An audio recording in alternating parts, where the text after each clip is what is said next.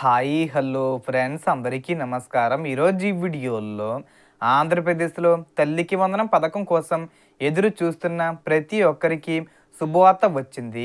తల్లికి వందనం రెండో విడత నిధులు విడుదలకు సంబంధించిన తాజా సమాచారం మాత్రమే కాదు, మీకు డబ్బులు రావాలంటే తప్పనిసరిగా చెక్ చేయాల్సిన విషయాలు, ఈకేవీసీ, ఎన్పిసిఐ, ఆధార్ సీడింగు వంటి ముఖ్యమైన వివరాలు, అలాగే మీ అర్హత ఎలా తెలుసుకోవాలి, స్టేటస్ను ఆన్లైన్లో ఎలా చెక్ చేయాలి అనే విషయాలను కూడా స్టెప్ బై స్టెప్ సులభంగా చెబుతాను.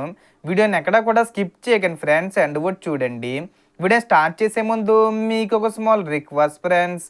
ఏపీ గవర్నమెంట్ నుంచి తల్లికి వందనం పథకానికి సంబంధించి మరియు ఇతర పథకాలకు సంబంధించి ఏ చిన్న అప్డేట్ వచ్చినా మీరు మిస్ కాకుండా ఉండాలంటే వెంటనే మన ఛానల్ని సబ్స్క్రైబ్ చేసుకోండి.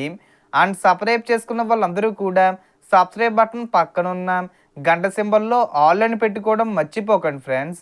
ఇలా పెట్టుకోవడం వల్ల నేను పెట్టే ప్రతి ఒక్క వీడియో మీరు నోటిఫికేషన్ రూపంలో పొందగలరు. అండ్ వీడియో మీకు నచ్చితే లైక్ చేయండి ఫ్రెండ్స్. సో మాత్రం లేట్ చేయకుండా వీడియోలోకి వెళ్ళిపోద్దాం. సో ఆంధ్రప్రదేశ్లోని విద్యార్థులు మరియు వారి తల్లులు ఎంతో ఆసక్తిగా ఎదురు చూస్తున్న తల్లికి వందనం పథకానికి సంబంధించిన ఒక ముఖ్యమైన అప్డేట్ వచ్చింది. అందుబాటులో ఉన్న సమాచారం ప్రకారం ఈ పథకం నిధుల విడుదలపై ప్రభుత్వం కీలక నిర్ణయం తీసుకున్నట్లు తెలుస్తుంది. రాష్ట్రంలో నిర్వహించనున్న మెగా పేరెంట్స్ సమావేశాల సందర్భంగా జూలై 16, 17, 18 తేదీల్లో అర్హులైన తల్లుల బ్యాంక్ ఖాతాల్లో ఒక్కో విద్యార్థికి 13,000 రూపాయల చొప్పున జమ చెయ్యాలని మంత్రి నారా లోకేష్ వెల్లడించినట్లు సమాచారం. ఈ పథకం ద్వారా మొదటి తరగతి నుంచి ఇంటర్మీడియట్, సెకండ్ ఇయర్ వరకు చదువుతున్న అర్హులైన విద్యార్థులకు ప్రయోజనం కలిగే అవకాశం ఉంది. అయితే విద్యార్థికి కనీసం 75% హాజరు ఉండడం వంటి నిబంధనలు వర్తిస్తాయి. అలాగే డబ్బులు బ్యాంక్ ఖాతాల్లో జమ కావాలంటే తల్లి బ్యాంక్ ఖాతాలో ఈకేవీసీ పూర్తయి ఉండాలి, ఎన్పిసి మ్యాపింగు యాక్టివ్గా ఉండాలి, ఆధార్ సీడింగు పూర్తయి ఉండాలి. ఇవి సరిగ్గా లేకపోతే నిధుల జమలో ఇబ్బందులు రావచ్చు. గతంలో కూడా ఎన్పిసిఐ యాక్టివ్గా లేకపోవడం వల్ల కొంతమందికి డబ్బులు జమ కాలేదని సమాచారం ఉంది. అదేవిధంగా ప్రభుత్వ నిబంధనల ప్రకారం 4 చక్రాల వాహనం కలిగి ఉండడం లేదా పట్టణ ప్రాంతాల్లో నిర్ణయించిన పరిమితికి మించి స్థలం కలిగి ఉండడం వంటి అంశాలు అర్హతపై ప్రభావం చూపే అవకాశం ఉంది.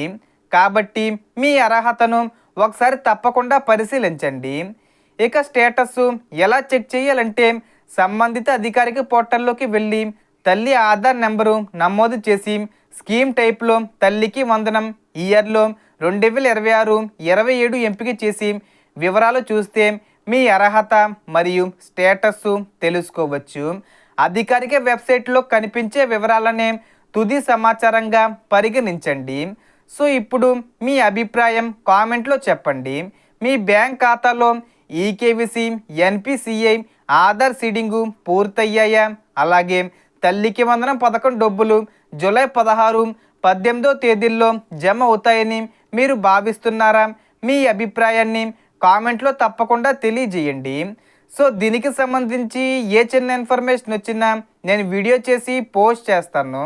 ఆ యొక్క అప్డేట్స్ మీరు మిస్ కాకుండా ఉండాలంటే వెంటనే మన ఛానల్ని సబ్స్క్రైబ్ చేసుకోండి.